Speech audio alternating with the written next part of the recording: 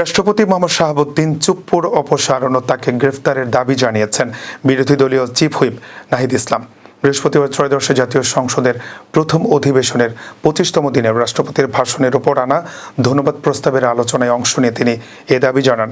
নাহিদ ইসলাম বলেন, বর্তমান রাষ্ট্রপতির বঙ্গভবনে থাকার বা সংসদে বক্তব্য দেওয়ার কোনো নৈতিক অধিকার নেই।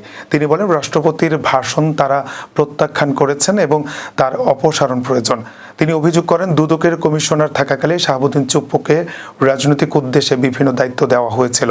এর মধ্যে খালেদা জিয়া ও তারেক রহমানের বিরুদ্ধে দুর্নীতির মামলার শাস্তি নিশ্চিত করা এবং পদ্মা সেতু দুর্নীতির অভিযোগ থেকে আওয়ামী লীগকে ক্লিন চিট দেওয়ার বিষয় উল্লেখ করেন তিনি। এছাড়া ইসলামী ব্যাংক লুণ্ঠন ও জুলাই গণঅভ্যুত্থানের সময় রাষ্ট্রপতির ভূমিকা নিয়েও প্রশ্ন তোলেন নাহিদ ইসলাম। তিনি বলেন, এমন একজন ব্যক্তিকে রাষ্ট্রপতি হিসেবে রাখা দেশের জন্য দুর্ভাগ্যজনক।